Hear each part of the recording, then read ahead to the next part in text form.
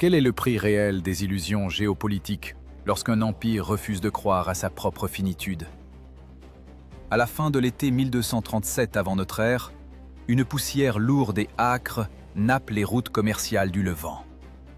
Pourquoi une superpuissance colossale, capable de déployer des milliers de chars d'élite en quelques jours, observe-t-elle avec une horreur croissante les manœuvres de l'infanterie venue de l'Est? C'est là que réside la cruelle anomalie de l'âge du bronze. Les seigneurs hittites forgent des armes redoutables dans le métal le plus précieux, mais leurs lames diplomatiques se brisent contre la logique mathématique de ceux qu'ils ont pris l'habitude de considérer comme des barbares depuis des siècles. L'immense empire hittite est étiré aux confins de ses capacités logistiques. Des rives de la mer Égée aux plaines poussiéreuses de Syrie, les frontières antiques craquent sous la pression continue des menaces extérieures et des sourdes intrigues intestines.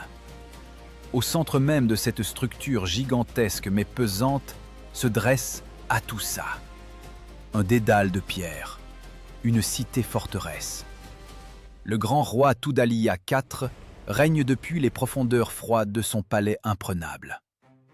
Des lions de basalte gardent impassiblement les portes massives.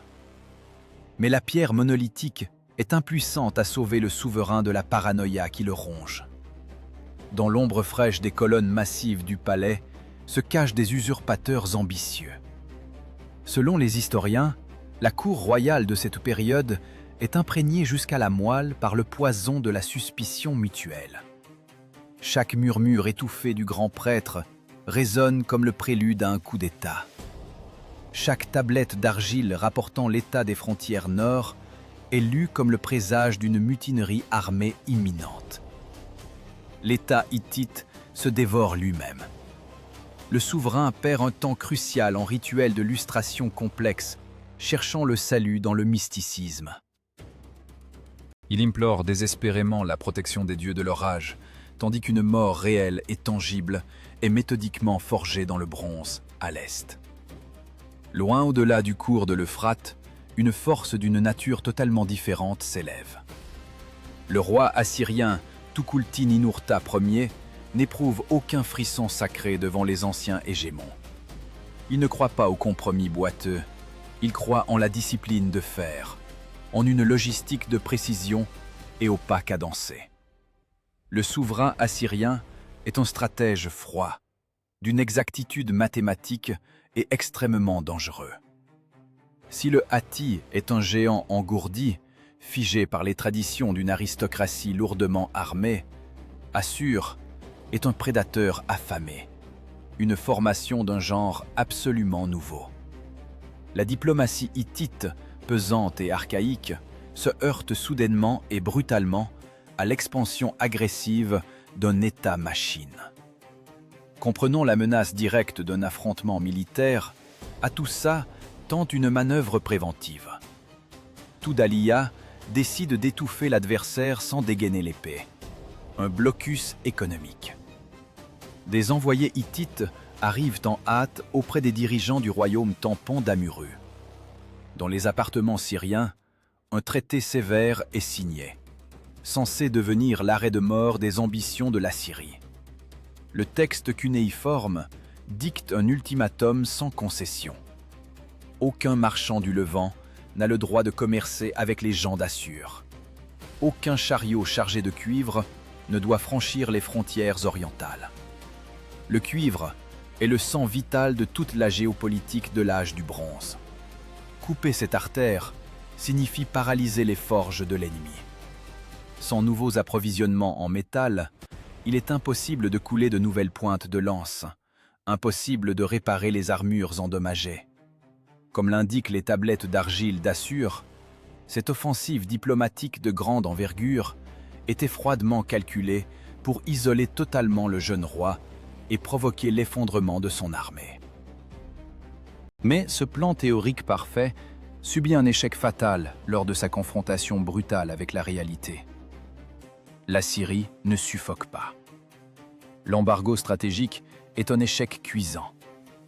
L'industrie de guerre d'Assur travaille avec une longueur d'avance, s'appuyant sur ses réserves internes et ses entrepôts capturés.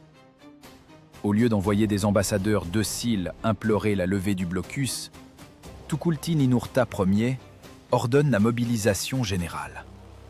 Les éclaireurs hittites, au péril de leur vie, traversent les no man's lands et rapportent à la capitale des comptes rendus terrifiants d'une précision documentaire. Ils enregistrent un mouvement incessant à l'est, le martèlement de milliers de sabots, le grondement sourd des colonnes en marche, soulevant de lourds nuages de poussière étouffante. Dans les gorges rocheuses, aux frontières du royaume de Nairi, les avant-gardes assyriennes apparaissent. Elles n'agissent pas comme des pillards indisciplinés, mais comme des ingénieurs de la guerre.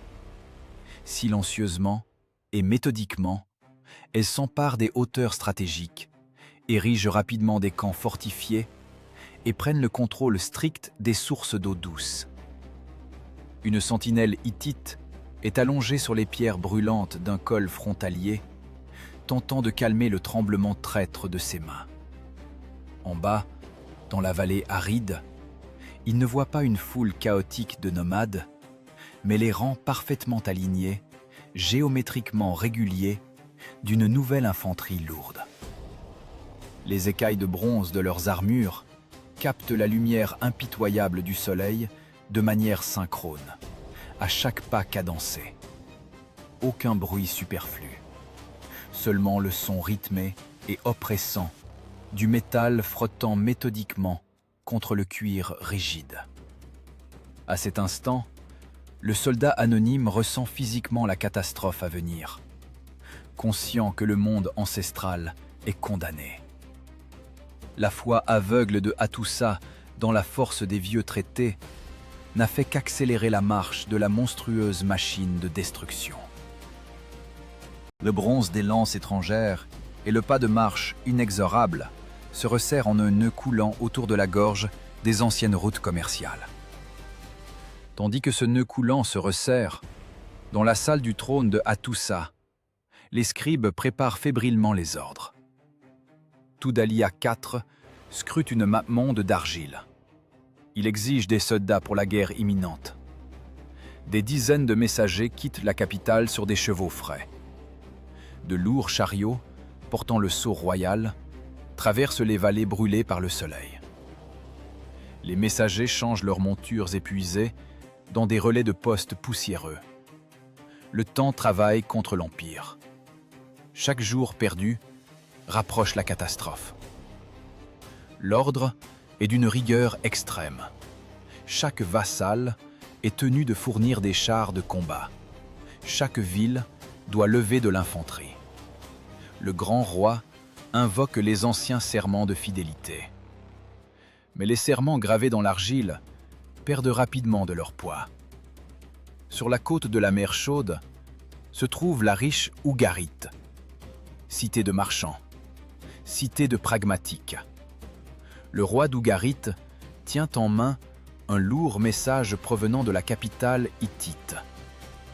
Le document exige l'envoi immédiat de troupes d'élite vers l'est. Le souverain pose la tablette de côté. Ses doigts sont souillés d'argile fraîche. Il s'essuie les mains sur un tissu de lin coûteux. Il regarde ses navires de commerce dans le port. Il inspecte les entrepôts de grains sélectionnés. Il pressent l'échec absolu de la campagne à venir. À la fin du 7e mois de l'an 1237 avant notre ère, la peur s'empare des cours levantines. L'Empire hittite réclame le sang de ses alliés.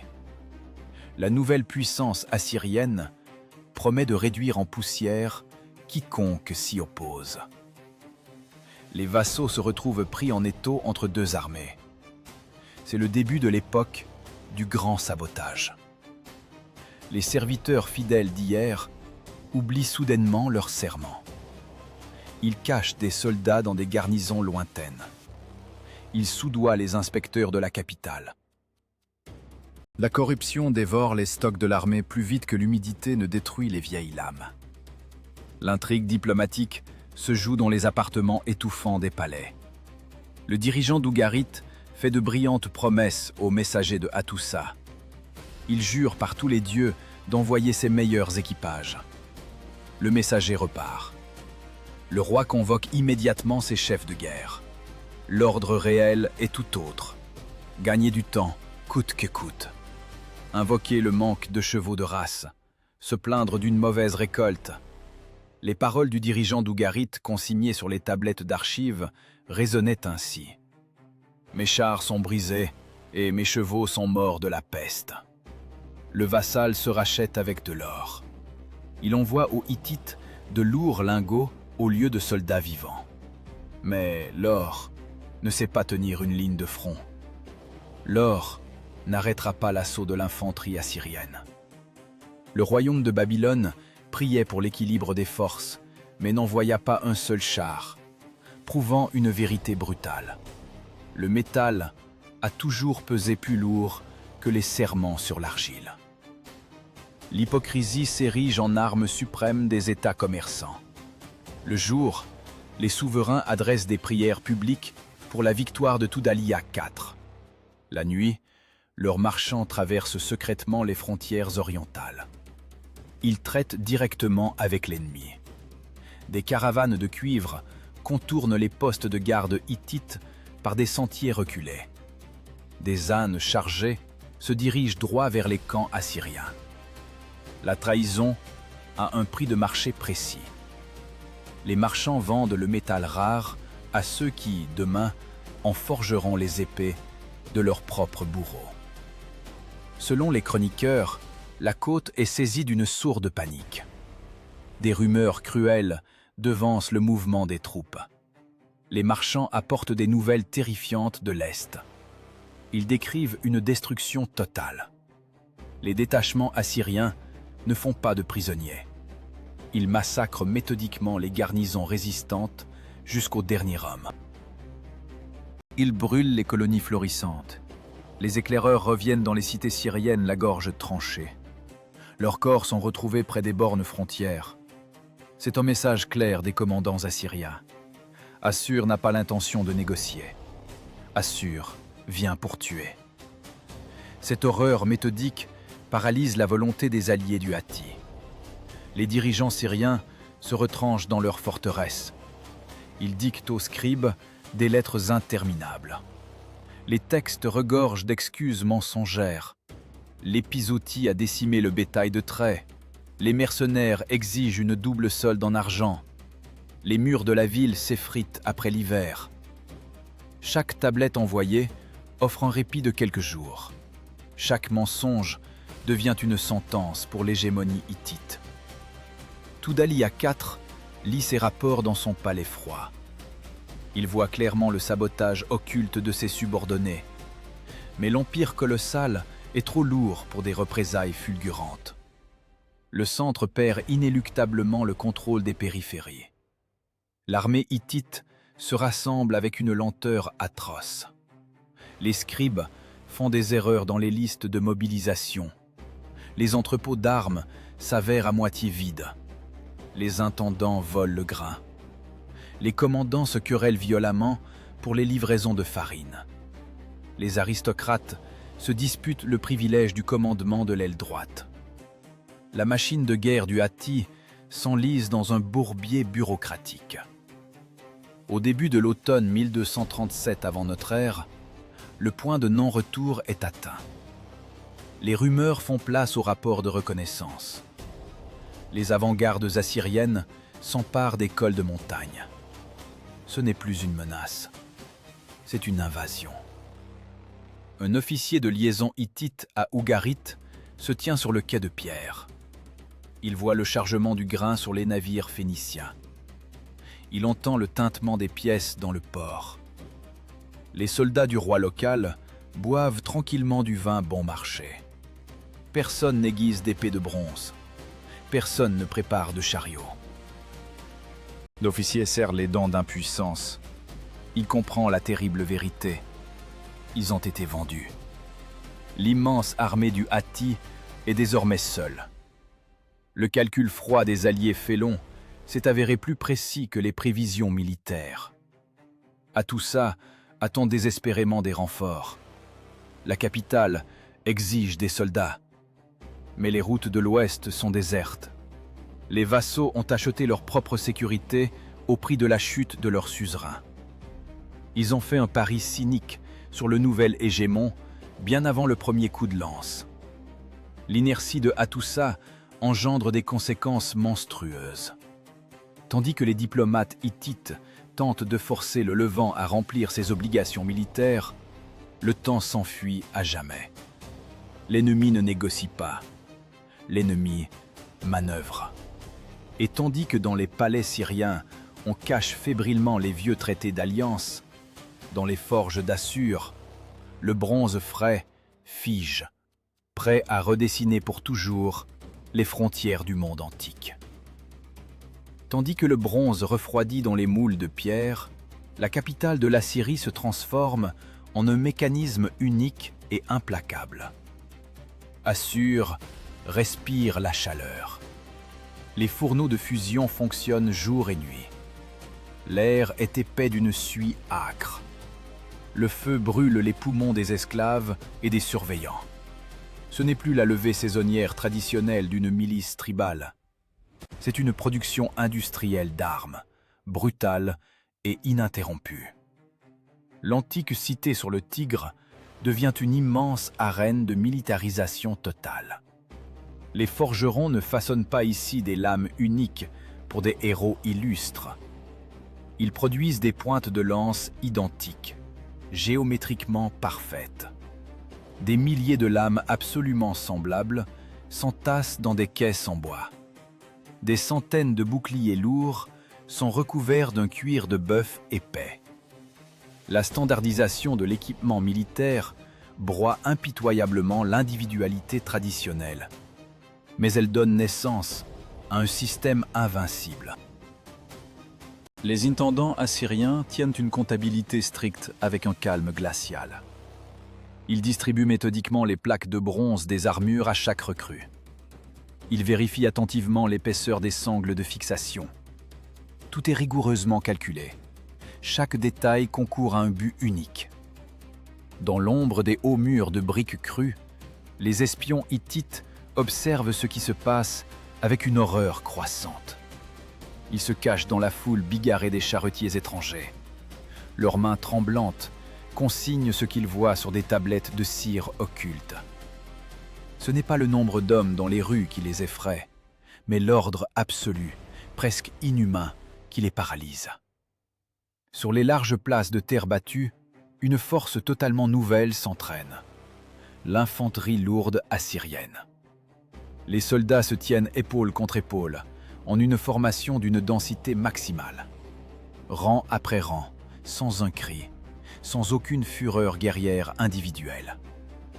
Seul résonne le son sec et tranchant des ordres des officiers. Un pas, un arrêt court, une fente brusque de la lance. Encore un pas, un mouvement synchrone de l'épée courte. C'est une force mécanique, d'une précision mathématique, mue par une discipline de fer. Les espions expérimentés comprennent rapidement la terrible vérité. Ce n'est pas seulement une armée qu'ils ont devant eux. C'est une machine de guerre impitoyable et parfaitement huilée. À la fin du 10e mois de l'an 1237 avant notre ère, le triomphe logistique du jeune roi atteint son apogée. Tukulti-Ninurta Ier n'a pas seulement rassemblé d'immenses masses d'hommes armés, il leur a fourni tout le nécessaire pour une campagne autonome en territoire hostile. Des dizaines de milliers de chariots solides sont chargés de grains sélectionnés. D'immenses réserves de viande séchée sont préparées. D'innombrables outres en cuir sont remplies jusqu'au bord d'une eau de rivière trouble. L'appareil militaire d'Assur consomme des ressources gigantesques, mais le système de ravitaillement fonctionne sans le moindre accroc. Le départ des unités d'avant-garde ressemble à la lente progression d'une avalanche. La masse lourde d'hommes entraînés et de métal affûté s'ébranle de manière synchrone. Des colonnes d'infanterie régulières franchissent les larges portes de la ville. Une poussière grise s'élève jusqu'aux cieux. La terre sèche tremble sous les coups de milliers de sandales de cuir. Ce n'est pas seulement une marche militaire vers des frontières lointaines, c'est une démonstration ouverte de l'écrasante supériorité technologique d'une époque nouvelle. À l'autre bout du Proche-Orient tourmenté, dans les murs de Hattusa, la réaction ressemble à une convulsion désespérée. La mobilisation tardive et chaotique révèle toutes les tares structurelles de l'empire vieillissant. L'antique tradition aristocratique de la guerre exige un luxe exceptionnel. L'élite guerrière hittite est habituée depuis des siècles à ne combattre que sur de lourds chars de combat. C'est une arme incroyablement puissante, mais d'une exigence extrême. Dans les arsenaux de la capitale, les serviteurs royaux assemblent fébrilement des châssis de bois. Des artisans tentent désespérément de redresser les jantes voilées des roues à 6 rayons.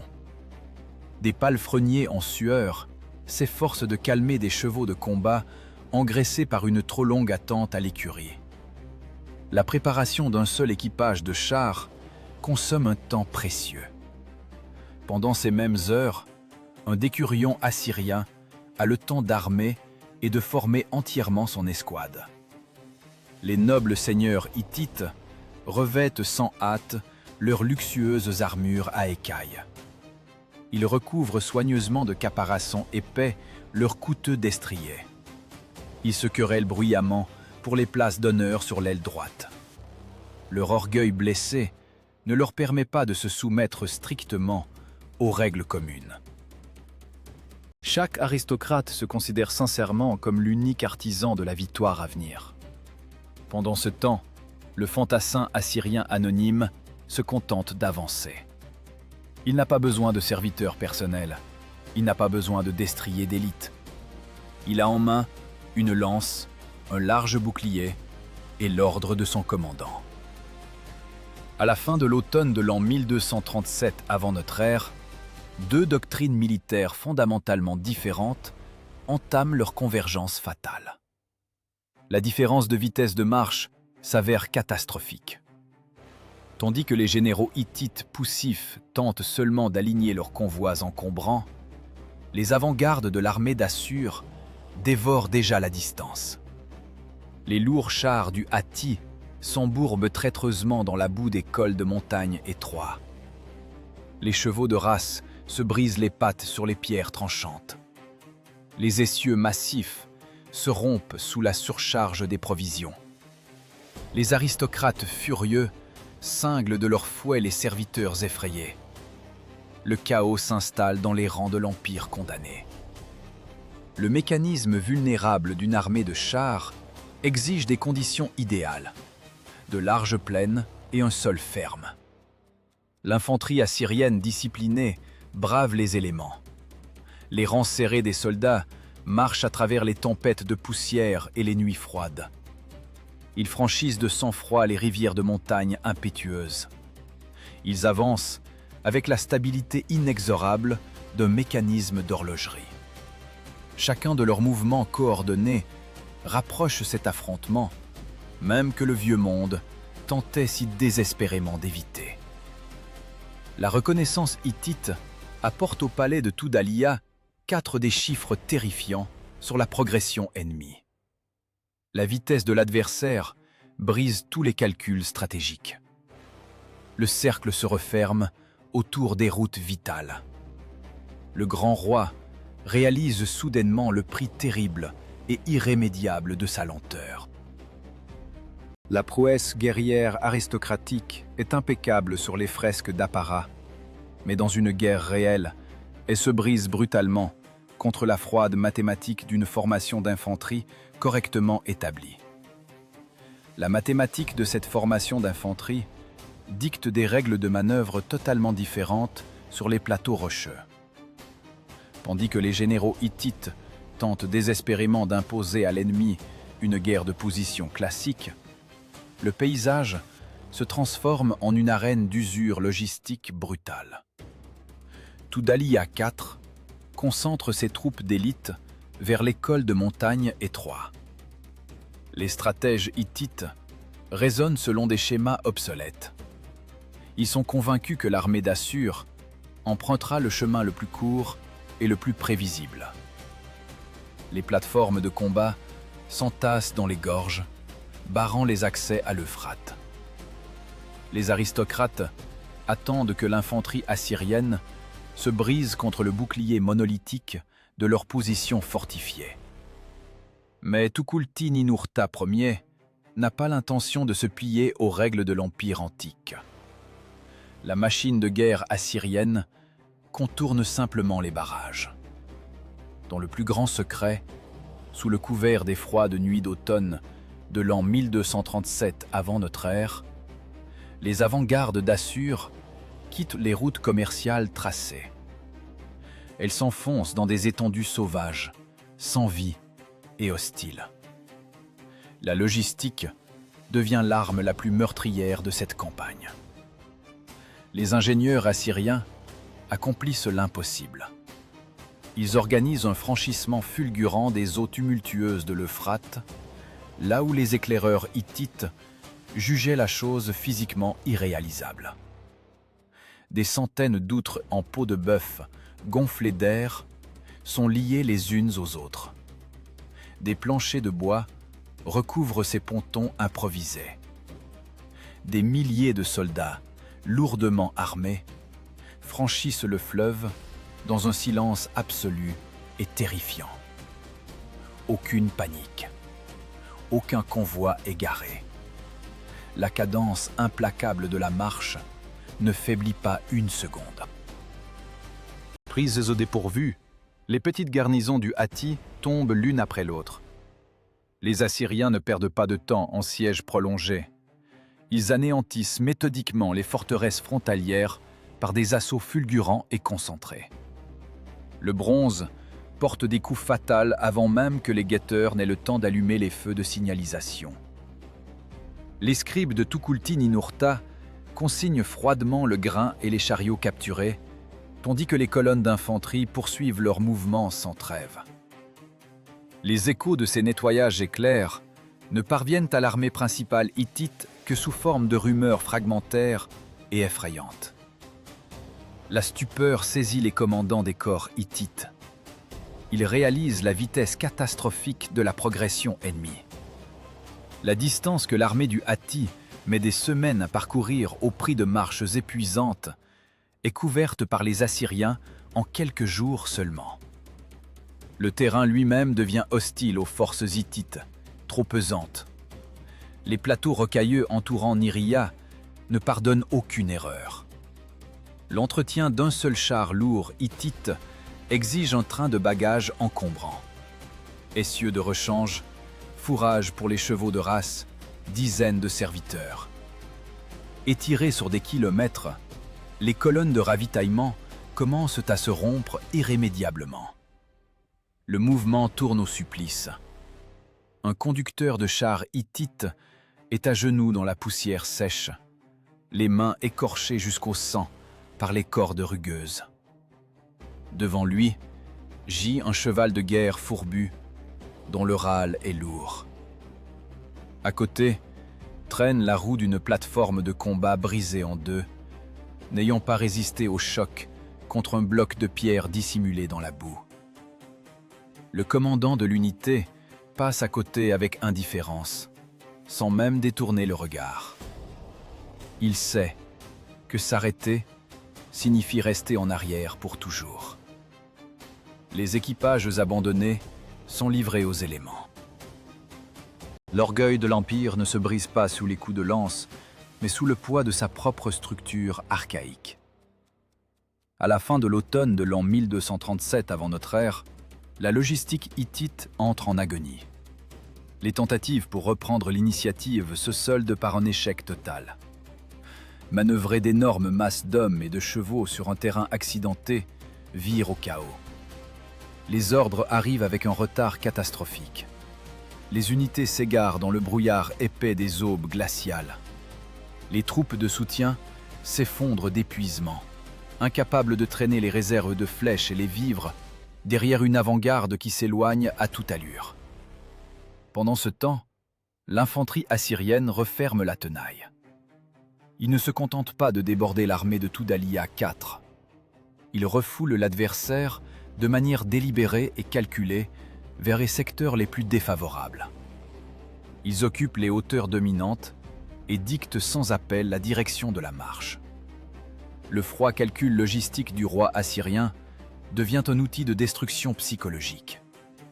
Épuisés par des marches ininterrompues, les soldats hittites comprennent qu'ils s'enfoncent dans un piège. Chaque nouvelle aube apporte la certitude croissante de leur perte. Ils ne contrôlent plus rien. Ils vont docilement là où les chasse la volonté d'une précision mathématique de l'ennemi. Mais le véritable coup, celui qui paralyse la volonté, n'est pas porté à l'arrière des unités traînardes. Les éclaireurs de pointe d'Assur effectuent une dernière manœuvre critique avant la bataille générale. Ils glissent silencieusement à travers la brume de poussière et s'emparent des points clés autour de Niriya. Tandis que l'armée hittite traîne ses chars brisés sur les pierres brûlantes au prix de ses dernières forces, l'infanterie assyrienne la coupe méthodiquement de l'unique source de vie. Elle établit un contrôle total sur les points d'eau potable. Le contrôle de l'eau transforme les étendues rocailleuses en un guet-apens mortel. Autour de Niriya, les unités de pointe d'Assur dressent une défense hermétique. Elles occupent les rares sources de montagne, barrent le lit des ruisseaux saisonniers asséchés et érigent des remparts de terre autour de chaque puits. Le calcul des commandants de Tukulti-Ninurta est d'une simplicité absolue. Un guerrier peut vivre une semaine sans nouveau bronze pour son bouclier, mais il est incapable de maintenir sa formation 3 jours durant sans eau. Après de longues semaines de manœuvres épuisantes, la gigantesque armée du Hatti bute contre ce mur invisible. Le soleil brûle impitoyablement la terre rocailleuse. L'air est saturé d'une poussière jaune et sèche qui stagne au-dessus de l'immense camp, s'incrustant dans les yeux enflammés des soldats et crissant sous leurs dents à chaque inspiration. La masse colossale d'hommes et d'animaux consomme une quantité incroyable de liquide. Les réserves dans les lourdes outres de cuir fondent à une vitesse effrayante. L'eau croupie au fond des tonneaux chauffe rapidement. La soif devient le premier et le plus terrible ennemi des généraux hittites. Les lourds chevaux de combat sont les premiers à souffrir. Les coursiers de race des écuries royales râlent dans la chaleur étouffante, leurs flancs se soulevant lourdement, leurs sabots frappant nerveusement le sol brûlant. Sans un abreuvement abondant, la principale force de frappe de l'Empire se transforme en un poids mort. Les intendants hittites sont contraints de réduire les rations. Les fantassins ne reçoivent plus qu'une poignée de gorgées d'une mélasse tiède et trouble une fois par jour. Les nobles boivent encore le vin de leur convoi personnel, mais cette ressource s'épuise à vue d'œil. La tension dans ces défilés rocheux oppressants augmente de façon exponentielle. Les montagnes enserrent l'armée hittite de toutes parts, ne laissant aucun espace pour une manœuvre d'envergure. Chaque matin, les commandants hittites lancent des escouades d'assaut pour tenter une percée et repousser l'infanterie assyrienne des sources. Des escarmouches brèves et violentes éclatent dans les étroits couloirs de pierre. Les célèbres chars hittites restent immobiles. Ces massives plateformes de combat sont inutiles parmi les rochers tranchants et les crevasses. Les guerriers d'élite du Hatti mettent pied à terre pour lancer des attaques frontales sur des sentiers escarpés. Là, ils s'écrasent inévitablement contre la formation monolithique des porteurs de boucliers assyriens. Le bronze heurte le bronze dans un fracas sourd. Le sol de Niriya devient un piège glissant. Les coups de lance assyriens sont précis. L'infanterie d'Assur ne recule pas d'un pas, tenant la ligne en silence. Le prix de chaque coupe d'eau se mesure désormais en corps mutilés. La nuit n'apporte aucun soulagement. L'obscurité devient le théâtre d'une guerre de renseignement impitoyable. Les saboteurs assyriens glissent comme des ombres entre les pierres froides pénétrant loin derrière les lignes de garde hittites. Une chasse aux prisonniers méthodique commence. Une jeune sentinelle hittite est allongée au bord d'un précipice. Le vent nocturne apporte l'odeur âcre des feux ennemis. Sa gorge brûle, ses lèvres gercées saignent. Ses doigts sales serrent convulsivement la hampe de sa lance. Soudain, un léger bruissement de gravier derrière lui. Un coup sec, professionnel, à la nuque. Les ténèbres. Le corps est traîné sans un bruit vers le camp ennemi. De tels enlèvements se produisent chaque nuit. Les officiers du renseignement assyrien interrogent les captifs sans pitié, appliquant des méthodes de coercition terrifiantes. Ils extorquent des informations sur les maigres réserves de grains, apprennent les signaux secrets des patrouilles et consignent l'état moral désastreux de l'adversaire. Mais le roi d'Assur va plus loin. Il transforme ses aveux en une arme de destruction psychologique. Les Assyriens relâchent délibérément une partie des prisonniers brisés. Battus, rendus fous par l'horreur, ces hommes retournent vers leur feu mourant. Ils portent au camp de Toudalia IV une désinformation soigneusement planifiée. Ce poison se propage instantanément. Les soldats murmurent dans l'obscurité des récits effrayants. Des dizaines de milliers de nouveaux guerriers arriveraient de l'Est. Les mercenaires syriens s'apprêteraient à trahir. L'or assyrien aurait déjà acheté la loyauté de leur propre commandant. À l'issue de l'automne 1237, ce mensonge venimeux sature la machine de guerre hittite. La correspondance interne témoigne d'une paranoïa sans précédent. Les commandants des flancs cessent de faire confiance aux ordres du centre. Les officiers craignent chaque nuit un coup de poignard de la part de leurs voisins. Le commandement unifié de cette masse assoiffée et aigrie se désagrège irrémédiablement. Le coup soudain vient de l'intérieur. Un groupe de mercenaires désespérés tente de forcer le passage vers les réserves d'eau royale. Un massacre nocturne s'engage entre alliés. Toudalia IV tente de rétablir le contrôle par la force, ordonnant l'exécution immédiate des instigateurs et des propagateurs de rumeurs. Les bourreaux travaillent jusqu'à l'aube. Mais la peur de la menace assyrienne est bien plus forte que celle du souverain. Le calcul logistique de l'ennemi produit un résultat décuplé. Les souffrances physiques ont anéanti la discipline. La froide mathématique d'une volonté étrangère dicte les règles. Tukulti-Ninurta Ier retarde l'assaut général. Il observe calmement l'adversaire s'autodétruire. Il attend le moment où la pression interne brisera définitivement l'épine dorsale de l'armée hittite. Ce calcul cruel fonctionne à la perfection. Privé d'eau, étouffant sous la poussière et la paranoïa, le camp gigantesque de l'Empire commence à se dévorer lui-même. La décomposition interne s'accélère. Dans les premiers jours de l'hiver 1237, les dernières réserves d'eau se changent en une vase fétide au fond des outres desséchées. La discipline s'effondre totalement. Les fantassins mobilisés des lointaines provinces anatoliennes abandonnent leurs boucliers.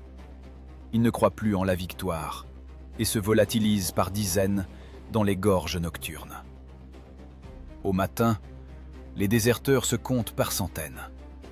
Les détachements punitifs royaux ne peuvent plus contenir ce flux. La menace de l'exécution pâlit devant la soif obsédante et la peur animale d'un ennemi inéluctable. Les officiers manient le fouet, mais les soldats exténués ne réagissent plus à la douleur. Un lancier hittite anonyme est assis à l'ombre d'une plateforme de combat brisée. Sa langue tuméfiée colle à son palais sec. Il regarde fixement la pointe de bronze ternie de son arme. Il ne veut pas mourir pour l'orgueil d'un monarque lointain. il ne veut qu'une gorgée d'eau. Autour de lui, des guerriers ayant perdu toute figure humaine gisent immobiles. Plus de vaillance, plus de pensée pour la défense des frontières. Seulement une douleur harassante et l'attente du dénouement. Au centre de ce chaos, l'élite hittite cherche le salut dans le mysticisme. Les dieux doivent intervenir. Les grands prêtres, en robes blanches souillées de poussière, accomplissent des rites de purification. L'odeur des encens se mêle à la puanteur des carcasses de chevaux en putréfaction. Sur les autels portatifs, on égorge les derniers moutons saints. Les prêtres, les mains ensanglantées, scrutent les foies encore chauds des animaux, cherchant désespérément un signe favorable. Mais les présages sont catastrophiques. Les prêtres ne voient que taches noires et déformations contre nature. Les dieux de leur âge se sont détournés du Hatti. Ce verdict mystique brise les aristocrates plus sûrement que la soif. Leur conscience archaïque est incapable de résister à une réalité où leurs protecteurs célestes reconnaissent leur défaite face à une organisation ennemie aussi impeccable. La panique gagne les contingents alliés. La correspondance diplomatique des derniers jours révèle un effondrement total de la confiance. Les souverains vassaux s'échangent secrètement des tablettes cunéiformes. Ils ne discutent plus de tactique, mais des conditions d'une capitulation séparée, cherchant qui trahir en premier pour sauver leur statut. C'est une sinistre parade de bassesse face à la déroute. À l'autre extrémité de la vallée règne un silence mécanique. Les Assyriens ne se livrent pas à des prières hystériques. Ils ne cherchent pas de réponse dans les entrailles des bêtes. Les ingénieurs vérifient la tension des lanières des boucliers. Les chefs de dizaines inspectent le tranchant des lames. Les soldats reçoivent des rations d'eau mesurées et attendent. Le pragmatisme assyrien contraste violemment avec le fatalisme chaotique des Hittites. Pour les soldats de Tukulti-Ninurta, la victoire ne dépend pas de divinités capricieuses, mais de l'épaisseur de la cuirasse, de la densité de la formation et de l'exécution des ordres. La soif et la démoralisation sont devenues leurs meilleures armes, brisant l'ennemi bien avant le premier choc. À la fin de l'an 1237, l'armée de Tudhaliya IV n'est plus qu'une foule de condamnés. Le seuil de rupture est franchi. Les soldats haïssent leurs chars inutiles. Les commandants ne donnent plus d'ordre. Ils comptent les survivants. Les cols sont bloqués par les boucliers adversaires. Fuir est impossible. Négocier est exclu.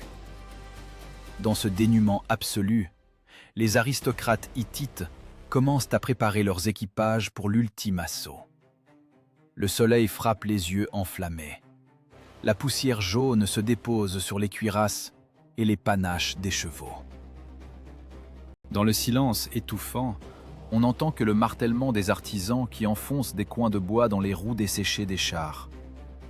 Chaque mouvement est imprégné de désespoir. Ces nobles qui ont dicté leur volonté au Proche-Orient sont acculés. Leurs chevaux de race, à bout de force, rongent leurs morts, laissant couler une écume sanglante sur la terre brûlante. L'orgueil de l'Empire exige un dernier acte. Un fatalisme absolu évince la peur. Les aristocrates serrent leurs armures et vérifient l'équilibre de leurs lances. Aucun discours, aucun espoir. Ils tenteront de forcer le passage ou périront sous les débris de leurs machines. Les reflets du soleil sur le bronze poli transforment les lignes de chars en une cible éblouissante et condamnée. Au centre du camp se joue l'acte final de l'impuissance diplomatique.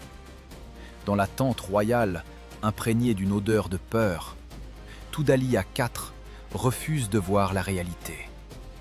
Il tente un dernier pari sur son influence passée et dicte un ultimatum. Le grand roi exige la levée du siège, l'accès aux sources et un retrait au-delà de l'Euphrate. Il menace du courroux des dieux et bluffe sur l'arrivée de renforts inexistants. L'argile accepte ces paroles vides. La tablette est scellée et un messager s'élance, emportant l'ultime illusion d'une issue pacifique. Le messager traverse la zone morte et pénètre dans le secteur assyrien. Ici, l'ordre est parfait. L'air sent l'huile, la sueur et le métal. Le roi d'Assur reçoit personnellement le message. Tukulti-Ninurta Ier reste impassible. Sa réponse, consignée dans les archives, est un chef-d'œuvre de cynisme. Sans aucune menace émotionnelle, il se contente d'un constat brutal. Il tourne en dérision les carcasses de chevaux et les désertions massives des Hittites. Les illusions volent en éclats. La réponse revient à Tudhaliya comme une sentence de mort. Derrière les patrouilles assyriennes pèse un silence de plomb. Ce n'est pas celui de la peur, mais celui d'une corde d'arc tendue à l'extrême. Un dignitaire hittite, du haut de son char, observe la géométrie terrifiante des ordres de bataille ennemis. Des milliers de boucliers forment une ligne impeccable, un mur de bronze étincelant. Les soldats d'Assur ne crient pas, ne frappent pas leurs lances. Ils attendent. L'aristocrate hittite ressent physiquement cette puissance inexorable. Un froid moite paralyse ses doigts sur les rênes de cuir. Au même moment, dans le poste de commandement assyrien, se déroule une transmission d'ordre brève d'une sécheresse absolue. Point de discours inspirant sur la gloire militaire, rien qu'un calcul logistique froid et impitoyable. Les commandants de Century écoutent avec une attention soutenue leur souverain belliqueux. L'ordre est on ne peut plus clair, d'une cruauté totale. Ne faire aucun prisonnier parmi l'élite hittite. L'aristocratie du vieux monde n'a plus aucune valeur politique ou financière pour la puissance montante. Leurs riches rançons n'intéressent plus personne. Assur exige un triomphe sanglant, capable de paralyser d'effroi tous ses voisins. Les commandants acquiescent en silence. Une assurance cupide et calculatrice brille dans leurs yeux. Ils saisissent parfaitement l'anatomie du carnage à venir. Ils savent avec certitude que les lourdes plateformes de bois des Hittites ne pourront manœuvrer librement sur le sol pierreux et accidenté de Niria. Les officiers rejoignent rapidement leurs unités et donnent des instructions rigoureuses à l'infanterie lourde. Frapper avec les longues lances, précisément les jarrets des chevaux. Désarçonner les aristocrates engoncés à l'aide de crocs pour les jeter au sol. Tuer méthodiquement, tuer vite. Il est catégoriquement interdit de rompre les rangs pour poursuivre des cibles isolées. Cette directive impitoyable coupe définitivement toute voie de retraite. Un fatalisme cruel pousse des dizaines de milliers d'hommes les uns vers les autres, tandis que les lourds chars de combat s'alignent pour lancer leur charge frontale suicidaire. Cette charge frontale débute dans un rugissement assourdissant. Les lourdes plateformes de combat s'élancent d'un seul front. Les chevaux, épuisés par la soif, râlent furieusement sous les coups cinglants des longs fouets. Les roues de bois massif martèlent la roche irrégulière dans un fracas de tonnerre. Des siècles de doctrine militaire du Hatti sont jetés dans une seule charge aveugle. La terre tremble sous des milliers de sabots. Une épaisse poussière jaune occulte instantanément le soleil. Les aristocrates en armure d'écaille lèvent leurs lances. Leur calcul tactique est d'un archaïsme total. Atteindre la vitesse maximale, enfoncer une masse colossale de bois et de bronze dans les rangs de l'infanterie, piétiner les porteurs de boucliers et briser la formation adverse par la simple force cinétique. Mais le terrain impitoyable brise ce plan, avant même le premier contact. Le sol, raviné par de profondes ornières, ne pardonne pas les hautes vitesses. Les bêtes affaiblies glissent sur les blocs de pierre. L'étroitesse de la vallée empêche le déploiement d'un front large. Les équipages sont contraints de se rabattre vers le centre, s'agglutinant en masse dense et incontrôlable. Les essieux massifs s'accrochent les uns aux autres dans le craquement sec du bois qui rompt. L'inertie du choc chute brutalement. En ce milieu de journée de l'an 1237 avant notre ère, l'ancienne superpuissance commet son erreur tactique fatale. Le char d'élite, totalement privé de manœuvrabilité, se mue instantanément en une cible fixe. La déferlante de l'orgueil hittite s'écrase contre le mur des boucliers assyriens dans un fracas métallique sinistre. La percée n'a pas lieu. L'infanterie lourde d'Assur absorbe de sang-froid le choc affaibli. Les soldats font un pas en arrière de manière synchrone, amortissant l'inertie avant de refermer leurs rangs hermétiquement. Pas d'agitation, pas de duel d'honneur, rien qu'une mécanique d'extermination impitoyable. Le premier rang maintient fermement les grands boucliers de cuir épais.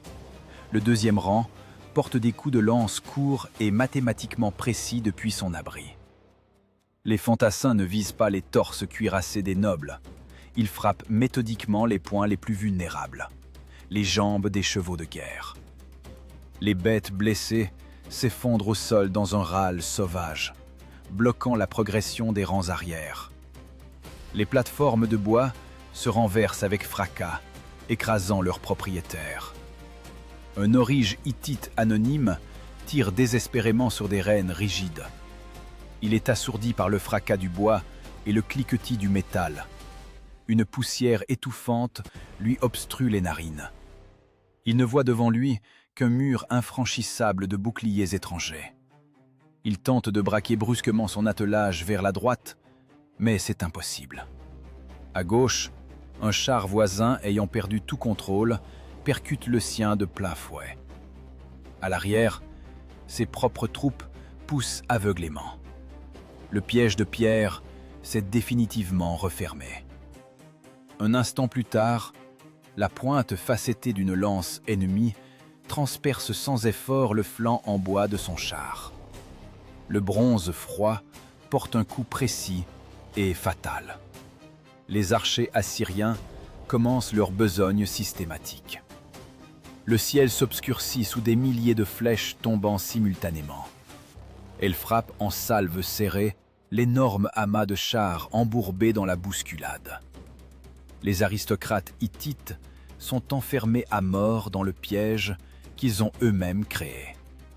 Les armures coûteuses ne protègent pas contre un pilonnage massif venant d'en haut.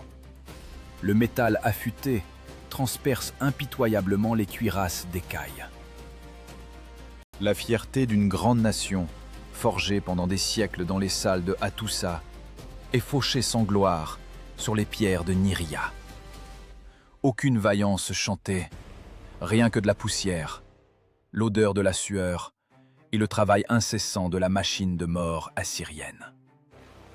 Cet affrontement met à nu l'abîme doctrinal entre deux mondes. Le système militaire hittite, coûteux et capricieux, s'avère absolument impuissant face à une infanterie de type nouveau, massive et fanatiquement disciplinée. Les lanciers assyriens commencent à progresser lentement. Un pas, un coup de lance, un pas, une estocade. Ils désarçonnent de sang-froid les aristocrates survivants avec des crocs de bronze emmanchés sur de longues perches. Les lourdes armures de plaques empêchent ceux qui sont tombés de se relever rapidement. L'ordre sévère de Tukulti-Ninurta Ier est exécuté avec une rigueur effrayante. On ne fait pas de prisonniers aujourd'hui. Quelques heures après le début de la bataille, l'automne de l'an 1237 avant notre ère enregistre l'effondrement irréversible de l'ancienne hégémonie. Derrière les escadrons se débattant dans l'agonie, l'infanterie de soutien hittite se tient en rang irrégulier. Ce sont des levées épuisées par la soif, totalement exténuées. Avec une peur croissante, ils regardent leur garde royale invincible se transformer en une simple donnée comptable pour les archives ennemies. Ils entendent distinctement les râles d'agonie de leurs commandants. L'illusion de l'invulnérabilité absolue de l'Empire s'écroule physiquement sous leurs yeux. Une panique sourde et dévorante s'empare instantanément des rangs arrière. Les paysans mobilisés et les mercenaires abandonnent en masse leurs lourds boucliers de bois. Personne ne tente de porter secours à l'élite qui périt. Les armes tombent sur les pierres brûlantes dans un tintement inutile. La formation se désagrège bien plus vite que l'avant-garde assyrienne n'a le temps de l'atteindre. Une masse énorme de fantassins fait demi-tour dans un même élan et s'enfuit aveuglément, piétinant leurs propres camarades tombés. L'instinct de conservation efface les derniers restes de discipline. Le front est rompu. La puissante machine de guerre du Hatti cesse en un instant d'exister en tant qu'entité dirigée, prouvant que toute hégémonie antique finit par se briser sous le poids de sa propre déroute. Sous la pression de cette fuite massive, les ailes autrefois inexpugnables de l'armée hittite s'écroulent définitivement. Les porteurs de boucliers assyriens percent les lignes de défense amincies dans un rugissement sourd et rythmé. La résistance est brisée. L'infanterie d'Assur ne maintient plus sa formation monolithique. Les commandants donnent l'ordre de ratisser le plateau rocailleux. Les rangs rigides se fragmentent en binômes tactiques mobiles d'une efficacité redoutable. Ils progressent méthodiquement, poursuivant les fuyards. Le bronze porte des coups fatals dans le dos de ceux qui battent en retraite, coupant toute voie de salut. La vallée étroite s'emplit de poussière, de cris et du fracas des armes. La grande armée du Hatti, invincible depuis des siècles, n'est plus qu'une foule gigantesque et chaotique de victimes. Tandis que les débris des corps hittites cherchent désespérément un salut parmi les rochers brûlants, une tragédie personnelle se joue au centre du camp. C'est ici que s'élève la luxueuse tente royale. Tudaliya IV se tient immobile à l'entrée. Il entend le grondement croissant de la défaite et voit fuir les gardes de sa propre escorte. Les illusions volent en éclats. Il n'y a pas de salut. Les dieux antiques se taisent. Le grand roi prend alors la décision la plus infâme de sa vie. Il jette ses régalias sur le sol recouvert de tapis précieux, abandonne le trésor de l'État et trahit sa propre armée exsangue. Le maître d'un immense empire saute dans un char léger. Ses gardes écartent sans ménagement les nobles blessés qui supplient qu'on les aide. L'Aurige fouette frénétiquement des chevaux frais, miraculeusement préservés. Le char s'éloigne à toute allure par un étroit sentier de montagne. Tudaliya s'enfuit. Les roues de bois bondissent sur les pierres tranchantes. Cette fuite lâche lui sauve la vie, mais elle détruit à jamais l'autorité sacrée de la monarchie hittite. Le souverain qui a abandonné son armée au carnage cesse d'être une divinité. Il n'est plus qu'un homme, effrayé et brisé. À la fin de cette terrible journée, les détachements de têtes assyriens pénètrent sans résistance dans le camp hittite. Il n'y a plus de défenseurs, seulement des serviteurs abandonnés, des bêtes estropiées et les richesses colossales de l'ancienne superpuissance. Une spoliation méthodique commence. Les soldats d'Assur ne cèdent pas au maraudage spontané. La discipline est impeccablement maintenue, même dans le triomphe. Ils travaillent selon un plan précis, rassemblant des milliers de prisonniers en de longues colonnes denses, les mains liées par d'épaisses lanières de cuir. Les aristocrates hittites, ayant survécu par miracle, sont assis docilement sur la terre piétinée. Leurs riches cuirasses ont été arrachées, leurs visages sont gris de poussière et leurs regards sont vides. Les coffres de cèdre du trésor royal sont fracturés à coups de hache. Les lingots d'argent tombent au sol dans un tintement sourd. Les intendants assyriens inspectent avec zèle les chars intacts et comptent les chevaux de race, vérifiant les marques de haras. L'arme redoutable de l'hégémon de la veille devient un simple inventaire. La machine logistique de l'Assyrie passe sans effort de l'extermination au recensement total. Le butin est colossal, capable de financer de nouvelles campagnes pendant des décennies. L'effondrement du vieux monde paie généreusement les futures guerres d'Assur. Mais la scène la plus sombre se déroule en marge des tentes capturées. Les scribes royaux s'avancent d'un pas affairé sur le champ de bataille. C'est l'horreur administrative dans sa forme la plus pure. Le temps de la statistique est venu. Tenant des tablettes d'argile humide et des stylets de bois, ils marchent calmement entre les rangs des vaincus. Les soldats assyriens accomplissent leur tâche habituelle. Ils décapitent méthodiquement les commandants tués et empilent ces trophées macabres en pyramide d'une géométrie parfaite. Aucune émotion, aucune rage. Rien qu'un recensement d'état froid et routinier. Dans le crépuscule de cette fin d'automne, un scribe assyrien anonyme se tient impassible près de l'une de ces pyramides. Il ne remarque ni l'odeur lourde, ni les visages des vaincus. Seule la rigueur des registres lui importe. Il trace des traits vifs sur l'argile tendre. 1, 50, 100, 200. Chaque encoche signifie la fin physique d'une lignée noble. Chaque marque enregistre froidement la mort d'un chef. La fierté militaire d'un État immense se transforme en sèche colonne de chiffres. Les annales des vainqueurs s'enrichissent de nouveaux documents où l'on ne trouve pas un mot sur l'héroïsme. La compassion en est absente.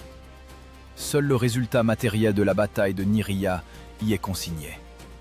Des milliers d'esclaves, des centaines de chars, des tonnes de cuivre. Ces tablettes cuites deviennent l'épitaphe la plus indélébile des ambitions de Hattusa. Une hégémonie pluriséculaire prend la forme d'une liste d'inventaire. Et désormais, cette énumération de ressources attend le regard évaluateur du triomphateur. Ce regard glisse lentement sur les rangées de vaincus. Le roi d'Assyrie, Tukulti-Ninurta Ier, parcourt les plaines de Nyria. Ses lourdes sandales écrasent les armes hittites abandonnées. Il foule une terre qui lui appartient désormais exclusivement. Il ne prononce pas de discours pathétique. Il étudie froidement ses trophées. Le seigneur d'Assur s'arrête devant la foule des prisonniers ligotés. C'est l'ancienne élite, les muscles d'un empire jadis invincible. Désormais, ils ne sont plus qu'une ressource servile pour la construction des nouveaux temples assyriens. Le roi donne un ordre bref, mathématiquement calculé. Pas d'exécution publique démonstrative, pas d'anéantissement insensé d'une main-d'œuvre précieuse. Il ordonne le supplice de l'aveuglement massif pour les prisonniers. Sur le plateau, on allume en hâte des centaines de braseros. Des poinçons de bronze sont chauffés à blanc. Des milliers d'hommes jeunes et vigoureux perdront à jamais la vue au contact du métal incandescent. C'est un calcul politique pragmatique. Un homme aveuglé ne pourra plus jamais saisir l'épée, ni organiser de révolte, ni retrouver le chemin de sa patrie à travers les étendues syriennes. Les mutilés feront tourner aveuglément les meules de pierre et traîneront des blocs de basalte jusqu'à la fin de leur jour, sous l'œil des gardes chiourmes. Les esclaves aveugles deviennent le socle le plus sûr de la nouvelle hégémonie mondiale. Tandis que l'air au-dessus de la vallée s'emplit de l'odeur de chair brûlée et de cris de désespoir, une onde de choc géopolitique ébranle les palais du Proche-Orient. La nouvelle de la catastrophe se propage plus vite que les coursiers les plus rapides. Sur les rives du Nil, le pharaon écoute en silence le rapport de ses services de renseignement. À Babylone, les rois relisent nerveusement les missives cunéiformes. La réaction des voisins est d'un cynisme absolu. Aucune sympathie pour le géant à terre. Les anciennes alliances se désintègrent instantanément. Les chancelleries de Thèbes et de Babylone réécrivent fébrilement les accords internationaux, effaçant impitoyablement le nom du souverain du Hatti des tablettes diplomatiques. Les alliés de la veille refusent d'envoyer grains, chevaux ou bronze à la partie perdante. Le vieux monde se courbe avec bassesse devant la nouvelle puissance. Personne ne souhaite croiser le fer avec l'infanterie assyrienne. Babylone et l'Égypte préfèrent entamer un commerce fructueux avec le vainqueur, prouvant que la catastrophe des uns est toujours le tremplin idéal pour les ambitions des autres. Au même moment, à l'autre bout du continent brisé, se joue le dénouement silencieux d'une tragédie personnelle. Toudali IV regagne ses terres montagneuses. Il franchit les portes de Hattusa, non comme un souverain, mais comme un fuyard traqué, sous le couvert de la nuit. Dans les rues pavées de la capitale, pèse un silence de mort. Les femmes ne jettent pas de fleurs, la noblesse ne sort pas l'accueillir. Le monarque est rentré avec la marque indélébile de la lâcheté. En abandonnant son armée, il a sapé l'autorité sacrée du pouvoir. Les lions de basalte gardent toujours les entrées du palais, mais l'Empire est déjà mort. La perte de confiance déclenche l'engrenage de la décomposition interne. Les vassaux refusent le tribut. Les provinces lointaines préparent des révoltes. L'État géant se désagrège. Un nouvel ordre politique d'une cruauté extrême s'installe. L'Assyrie devient le maître incontesté du Proche-Orient. La fin de la grandeur hittite est payée par la déroute de son élite. Le contrôle des routes stratégiques du cuivre passe entre les mains fermes d'Assur. Les flux vitaux de l'âge du bronze alimentent désormais exclusivement les fabriques d'armes assyriennes. La doctrine obsolète des chars lourds cède la place à l'efficacité mathématique de l'infanterie. Tukulti-Ninurta Ier a prouvé une vérité brutale. On n'arrête pas une mécanique de mort parfaitement huilée avec des illusions et des souvenirs de gloire. L'histoire dicte ses lois d'airain sur le changement d'époque. Aucune gloire passée, aucun mur de basalte, ni rituel mystique ne peuvent sauver un état stagnant face à une force nouvelle et affamée. Le prix de la myopie géopolitique se mesure en destin brisé et en territoire perdu. L'Empire hittite a refusé de croire en sa propre mortalité. Il a tenté de maintenir un monde en décomposition en s'appuyant sur un orgueil encombrant et a été piétiné par la marche de l'étranger. L'histoire ne pardonne pas la sclérose intellectuelle. Un empire qui compte sur ses mérites passés, au lieu de s'adapter à la réalité de la guerre totale, tombe inévitablement en poussière. Dites-moi, face aux décombres des ambitions hittites, vous seriez-vous accroché à des traditions obsolètes en espérant un miracle? Ou auriez-vous accepté les règles cruelles de cette nouvelle ère de fer et de sang?